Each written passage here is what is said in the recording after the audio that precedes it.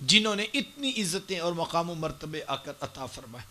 بیٹیاں کیا ہوتی ہیں، یہ زمانے کو میرے محبوب علیہ السلام نے آ کر بتلایا۔ آقا کریم علیہ السلام کی آمد سے قبل آپ تاریخ عرب اٹھائیں، جب کسی کے ہاں بیٹی پیدا ہوتی تو شرم سے اس کا منہ کالا ہو جاتا۔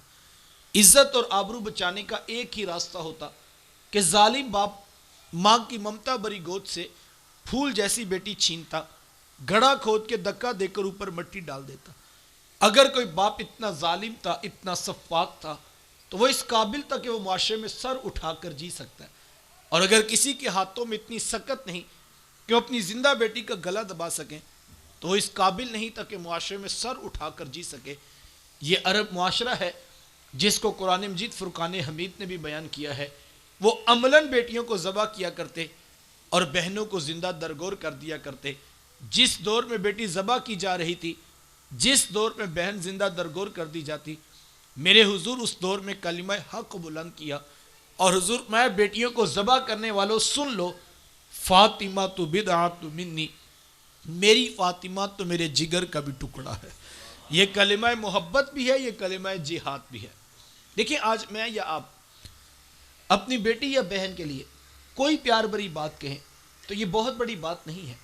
آج اس معاشرے میں بیٹی کی عزت ہے، آج اس معاشرے میں بہن کا وقار ہے۔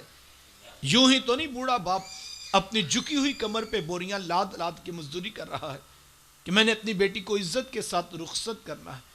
جوان سال بائی فیکٹری میں اوور ٹائم لگا رہے ہیں کہ ہم نے بہنوں کو عزت کے ساتھ بیاہنا ہے۔ یار یہ باپ تو ذبح کرتا تھا، یہ بھائی تو زندہ درگور کر دیتا تھا، ان کے سینے میں اتنا کوٹ کوٹ کر پیار کس نے بھر دیا؟ جواب ایک ہی ملے گا، یہ فیض ہے آمینہ کے لال کا، یہ فیض ہے میلاد والے آقا کا، جنہوں نے کٹتی بیٹیوں کو عزت اور ذبح ہوتی ہوئی بہنوں کو زندگی کی بہاریں عطا فرمائی۔ آقا کریم علیہ السلام ایک دن گھر تشریف لائے تو ام المومنین حضرت عائشہ صدیقہ رضی اللہ تعالی عنہا عرض کرتی ہیں کہ حضور آج بڑا عجیب واقعہ ہوا۔ حضور میں عائشہ آج کیا ہوا؟ عرض کی حضور ایک حبشیہ نیات عورت آئی اور اس نے آ کر دروازے پر صدا لگائی۔ میں نے گھر میں تلاش کیا کہ کوئی چیز مل جائے تو میں سائل کو صدقہ کر دوں۔ تلاش بسیار کے بعد مجھے صرف ایک کھجور ملی اور میں اس کو وہی صدقہ کر دوں۔ حضور اس نے اس کھجور کے 2 ٹکڑے کیے، ایک دائیں جانب والی بیٹی کو کھلا دیا اور ایک بائیں جانب والی بیٹی کو کھلا دیا۔ حضور ماں خود بھوکی تھی، اس کا اپنا پیٹ بھی کمر سے لگا ہوا تھا، لیکن اس نے خود کچھ نہیں کھایا اور سب کچھ اپنی بیٹیوں کو کھلا دیا۔ یہ کہتے کہتے ام المومنین آپ دیدہ ہو گئے، آنکھوں میں آنسو آ گئے۔ تو حضور میں سنو عائشہ، اگر کل قیامت کے دن ان بچیوں کی ماں کو جہنم میں جانے کا حکم ہو گیا تو یہ بیٹیاں درمیان میں آڑ بن کے کھڑی ہو جائیں گی کہ مالک ہم تو اپنی ماں کو جہنم میں نہیں جانے دیں گے، اللہ ان بچیوں کی سفارش قبول کر کے ان کی ماں کو جنت عطا کرے گا۔ کہاں بیٹیاں باعث شرم و ننگوار سمجھی جاتی تھی، تو کہاں بیٹیاں ہی دخول جنت کا سبب قرار پائیں۔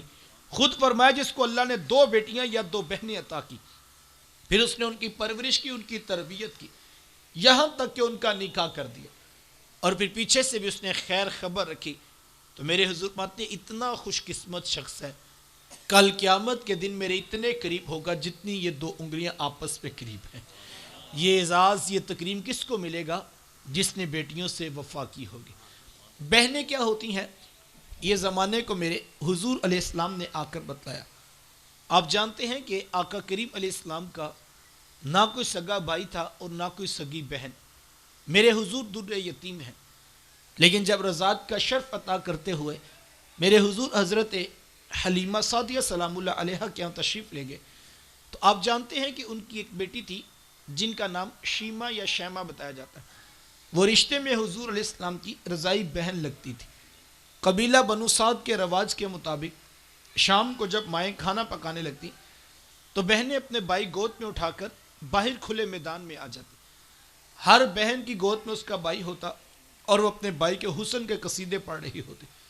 اگر کسی کے بھائی کا رنگ کالا ہوتا تو وہ کہتی رنگ کالا ہے تو کیا ہوا، میرے بھائی کے نقوش دیکھو کتنے خوبصورت ہیں، اس کی اٹھی ہوئی ناک، اس کی جھیل جیسی خوبصورت آنکھیں تو دیکھو کتنی پیاری ہیں۔ تو وہ نقوش کو معیار حسن قرار دیتی۔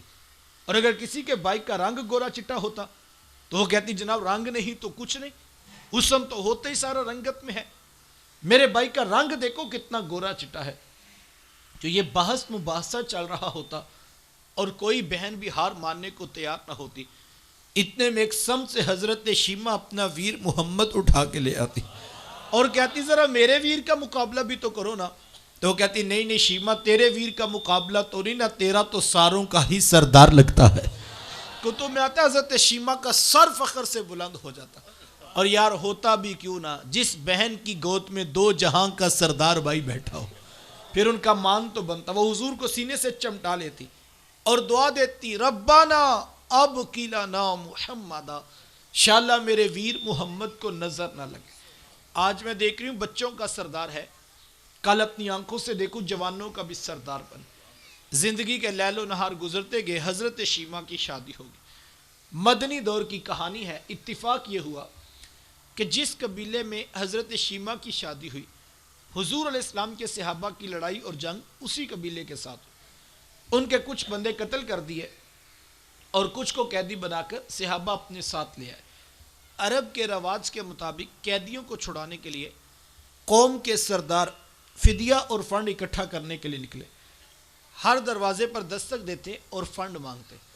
چلتے چلتے حضرت شیمہ کے دروازے پر پہنچ گئے، دستک دی تو پوچھا کون؟ کہا قبیلے کے سردار ہیں، فنڈ اکٹھا کر رہے ہیں، تم بھی اپنا حصہ ڈالو۔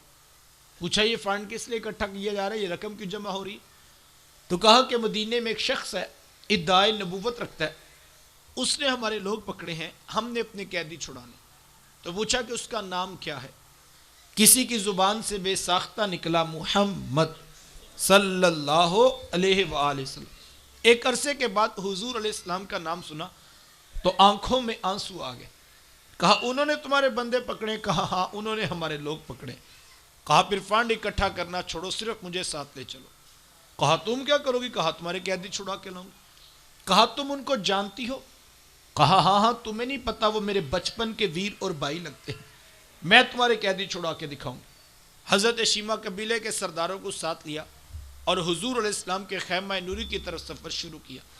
یہ وہ وقت تھا جب ادب کی آیات نازل ہو چکی تھی، خبردار میرے رسول کی آواز سے آواز بھی اونچی نہ کرنا ورنہ زندگی کی ساری کمائی غارت کر کے رکھ دوں۔ صحابہ ننگی تلواروں سے در حبیب پہ پہرا دے رہے تھے۔ حضرت شیمہ اس خیال سے کہ میں اپنے بھائی کو ملنے جا رہی ہوں، جب آگے بڑھنا چاہا تو پہرے داروں نے تلواریں سونپ دی۔ رک جا دیہاتی عورت، جانتی نہیں آگے کوچہ رسول ہے، آگے تو بغیر اجازت کے جبریل نہیں جا سکتے، تو کون ہے؟ روایت میں آتا ہے جب راستہ روک دیا گیا، تلواریں سونپ دی گئیں تو حضرت شیمہ نے یوں ہاتھ سے تلوار کو جھٹک کے کہا، خلو سبیلی وعلموا انا اخت نبیکم، کہا میری راہیں چھوڑ دو، جانتے نہیں میں تمہارے نبی کی باجی اور بہن لگتی ہوں۔ یہ آواز کانوں میں پڑی تو صحابہ کی آنکھوں پر پلکوں کی چلمنے آ گئے، نگاہیں نیچی کر لی، تلواریں پیچھے ہٹا لی۔ حضرت شیمہ پورے پروٹوکول سے حضور علیہ السلام کے خیمہ نوری کی طرف بڑھی۔ میرے حضور جب دور سے بہن کو آتے دیکھا، حضور اٹھ کر استقبال کیا، مرحبا خوش آمدید پیش کرتے ہوئے فرمایا، میری بہن آج کدھر کو آنا ہوا؟ عرض کی حضور آپ کے بندوں نے ہمارے کچھ لوگ پکڑ لیے ہیں، میں ان قیدیوں کو چھڑانے کے لیے آئی ہوں۔ سنو بھائیو، اللہ کے رسول نے کیا ارشاد فرمایا؟ حضور فرمایا میری بہن، تو نے آنے کی زحمت کیوں گوارا کی؟ تو گھر بیٹھے بھی پیغام بھیج دیتی، میں محمد تیرے کہنے پہ ہی ساروں کو چھوڑ دیتا۔